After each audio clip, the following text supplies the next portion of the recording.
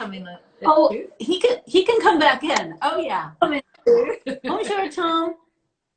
Bonjour Hello. Kaari, comment ça va? Bonjour Charlotte. Ça va? Oui. Oui, bon, bon. Could you introduce us to the man standing behind you? What, you don't recognize the coronavirus beard? I love it. I love it. We've gone it's the shaggy look around here now. It works. Which is French for a tramp. Wait, what's the word? What's the word? Clochard. Clochard. Okay. Yeah, normally they live under bridges in France, but this one has a cushion number. No, it suits you quite well, Tom. I like it. Thank you. It'll go. So I want to grow. There was an English naturalist called David Bellamy, and he had a huge beard that he kept birds in. And I want to go the full Bellamy. Yes. We'll have to see if I've got enough testosterone to I like it. A little nest here or there, maybe. Something like that. Yeah, I like it. It looks good. So, speaking of I got back to Cosad Market this week for the first time. Did. Right. And the big difference, I would say, is how shaggy everybody looks. Yeah, of course. So there's no more beautifully cut hair. There's no more blondes. The thing in France is people do have really lovely haircuts. And now everybody looks scruffy and everybody has that sort of scraggly, sort of hunted look, really. So it was a very odd experience for all of you who know the busy markets and how many people are and everybody sitting about at the cafes and chatting. Instead, you had to go through a police check. Only 100 people at a time were allowed onto the market. And then you were served through screens and passed back, you know, your sort of few. So it was not the experience that we used to. And our little cafe, our market cafe, not open. No. So it was my first time along the road. So there's nobody on the roads. Wow. Everything's shut up. There's no restaurants open. There's no shops open. There's very, very few cars actually on the roads. So yeah, it's so weird. Is the peasant market also running in the parking lot or not? No. Not at all. No. Wow. Few peasants about. I was thinking, shall I go? Shall I not go?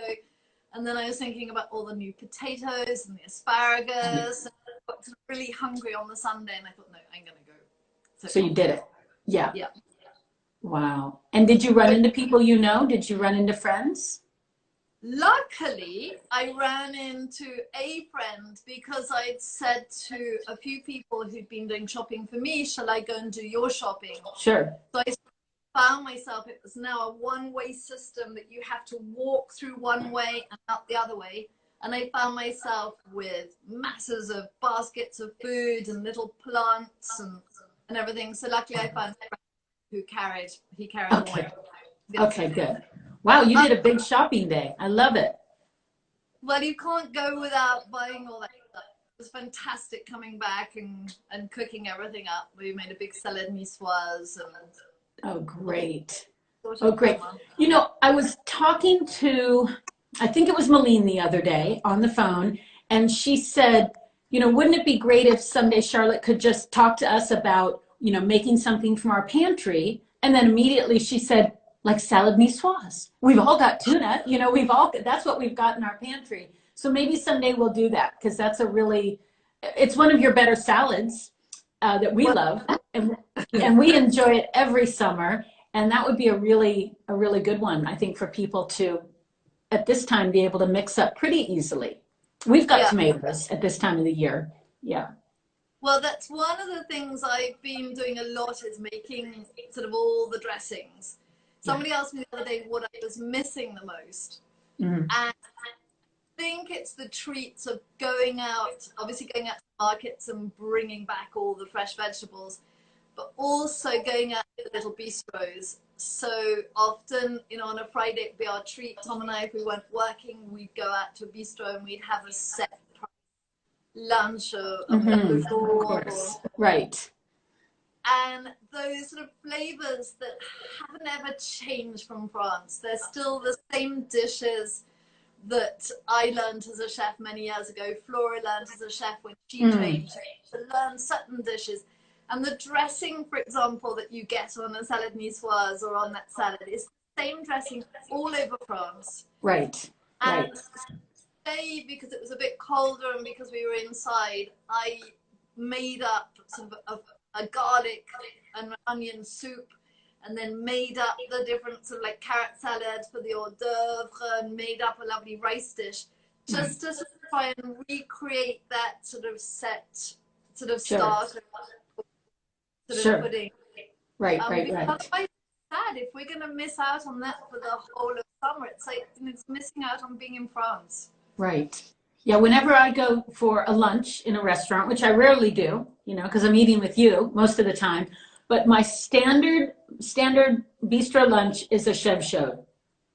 The goat cheese, kind of the baked goat cheese on the toastette with the salad underneath. And I rate the restaurant based on their chèvre chaud, whether or not that passes my level. But that's my favorite French salad. And do you not make that at home now? Can you get chèvre there? Sure. But no, I don't. Isn't that interesting? And a big part of it is the dressing, because I love, and I don't know if it's a tarragon or what the actual herb is in some of those dressings, but there's a flavor there that I can't seem to figure out or, recreate here. I would think it's something probably in the mustard. In the mustard, all the vinegars that are used. Right. So that's something when you do come back. I know a lot of people, I've used the walnut vinegar here. Right. People take that back with them because it's got a mixture of flavors within it that they use to create the dressings that they've tasted here. The walnut vinegar. Okay. Other, so a basic dressing. So when I was cooking today, and I thought I'd show you, one of the things that I remember from cooking with lots of peasants is you have, sort of the older ladies always make the dressings. And one thing that they do is they take their shallots, I've got some shallots here, or their garlic, they put it into the salad bowl first. Right. And then get a glass, you can use, the bottom of a jar or a glass, and they just press that down so into the salad bowl.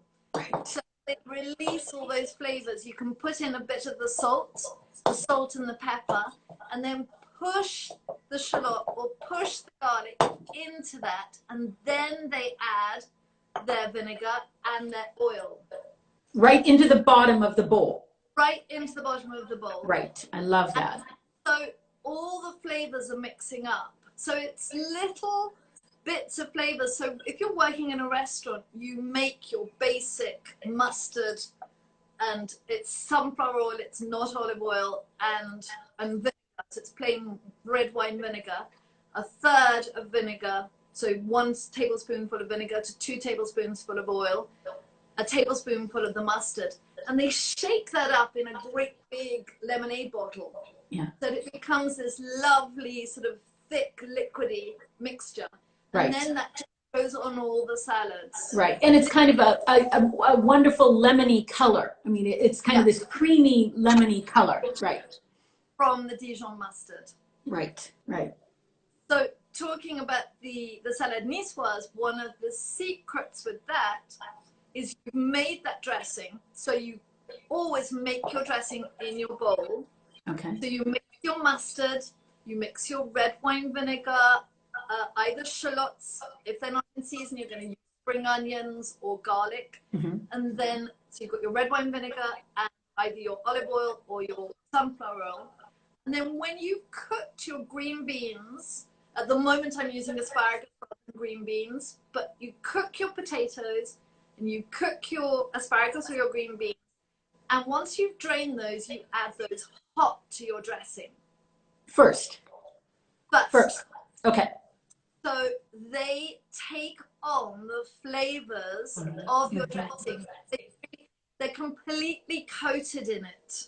Right. And then you go on and make all the sort of whatever you've got. You can throw in your tomatoes, your cheese, your olives, your tuna. But that once those have taken on the flavors of the dressing, and that's the difference between a good salad niçoise and a mediocre salad niçoise. So it's the green beans. Yeah.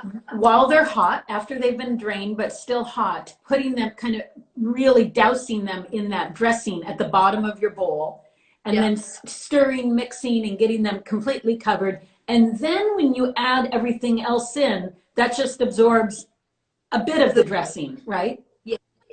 So that it actually looks quite liquid at first. The green beans are swimming in your lovely dressing. Mm-hmm. And the potatoes, I don't chop up too much, that they don't fall apart. Right.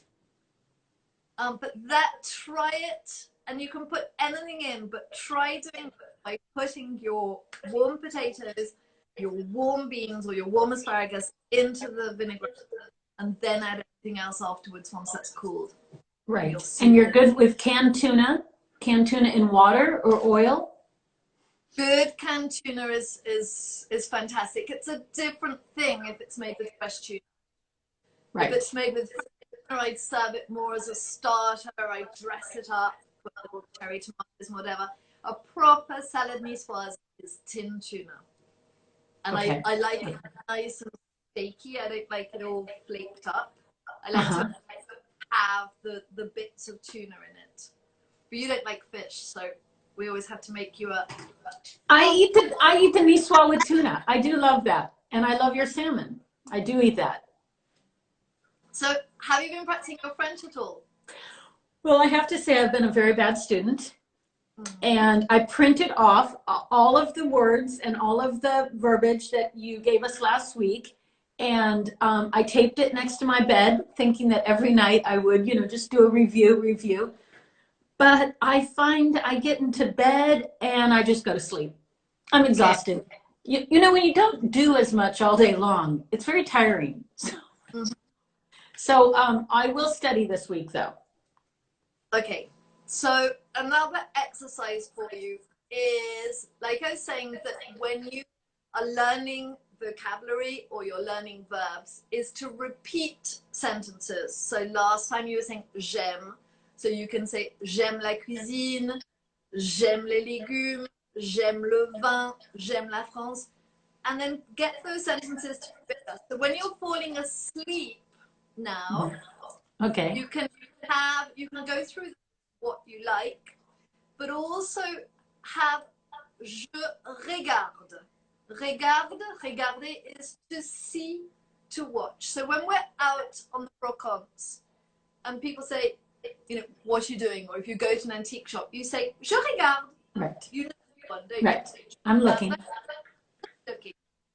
So to get your vocabulary working, all the time be looking and say, je regarde. La porte, la fenêtre, les asperges, la moutarde, and then you will practice the verb and you'll practice the noun. Okay. All right. I wrote it down. I will add it to our, on FrenchGeneral.com, we have a Say Craft chat header, and every week we try to add whatever we talk about. So today, maybe I'll post one of your salad dressings. Okay. Simple, what we talked about, and then I'll put down the je regarde so we can learn to use that verb as well. I love it. I love it. Where are my babies? There's no Fidel, there's no Brigitte, there's no Imelda. Lying on the sofa. Okay. Tough life. I have to say, you said you haven't been doing very much. We've been so busy because we've got all the time and we've got the garden and everything's growing. We're just busy all the time. That's so great. And exhausting for the dogs. So and what? It's exhausting for them. Right. I know. Just take a moment. They know I'm in here. I've just been baking little cakes, so I can show you my little cakes. I've taken to baking little cakes. Because if you bake big cakes, then you just eat slice after slice. And these are really good. These are with exactly the same cake mixture, but I just put them into a small financier tray. Okay. And these little bricks are called financiers. And so the whole kitchen smells lovely. And you break them open and they're really lovely to eat. So, is it a sweet cake or a savory cake? It's a sweet cake today. With tea. You would have it with your tea. Yeah, I've just finished my tea, but because I'm speaking to you, I'm on to le vin blanc. You've moved over. Okay. That's another verb you can use is je bois. So I drink. I drink. Okay. You can go through all the drinks that you drink while you're going to sleep. So je bois le café, je bois le thé, je bois le vin blanc. Le vin rouge. Le vin rouge. Mine is blanc, not rouge. Blanc. Bon. Okay, bon. Bon. I love it. What? Yes? Los Angeles now. Los Angeles is good. We're all doing, you know, hopefully, you know, most of my family and friends, you know, everyone's doing well. We're staying home. French General is busy, which is great. We're doing a lot of shipping of kits and, you know, embroidery, stitching, and quilting fabric and patterns. So it's a blessing that we have a business to go to and actually do business at. Since we work alone mostly, it's working for us. Sophia's doing well. She's working from home. And of course, you know, she's my producer on the Statecraft chats. And yeah, we're doing okay. We're doing okay. So next week, if we talk again, I will have Flora with me. Oh, that's great. Because Flora and Phoebe are on their way home, flying at the moment, doing that. It's going to take them about 4 days to get back. From New Zealand. From New Zealand. But New Zealand's lockdown was reduced to a level this week. And so they've got to fly through Hong Kong and then London. And then we hope that they'll be able to get into France, because France has blocked its borders. Right, right. At the moment, it's keeping everybody out. But because they're residents here and they've got all the papers that are needed, hopefully they'll be able to get through. I hope so. I hope so. It would be great to see Flora and Phoebe next week. It would be wonderful. And, you know, Flora is such a fabulous embroidery stitcher. You know, I'm going to get on her to teach us some of her favorite stitches and show us her craft, because she does wonderful work. Yeah, and we're going to cook together. So hopefully... Great. Then when we'll be outside, because it'll be nicer weather again. And so we won't be able to do the same cookery demos that we do every day, really, with French General, but we can show you our outdoor kitchen and show you the sort of stuff that we're cooking at the moment. So that'd be really fun. Perfect. I love it. I love it. Well, again, I love talking to you every week. It's really kept the whole French feeling going for me, because I'm really going to miss it this summer. I'll miss being there and being with you. So at least if we have these once a week check-ins, it's giving me a little hope. So I really enjoy seeing you. Right. Well, we're going to live it and then we'll pass it on and tell you all about it. Perfect. All right, yeah, sweetie. I love you. It's going to hurt you though if they open the vide-greniers again and you can't come. Don't even go there yet. Don't even go there yet. But if they open the vide-greniers, you will be going with a camera, with my money, and you will be. We can do a live shopping for me. Okay, it'll be through the night, so you won't have to go to sleep. Okay, perfect. All right, we'll speak to you again next week, Kaari. Sounds good. Bonsoir, Charlotte. Au revoir. French. Bon. Merci. Au revoir. Au revoir.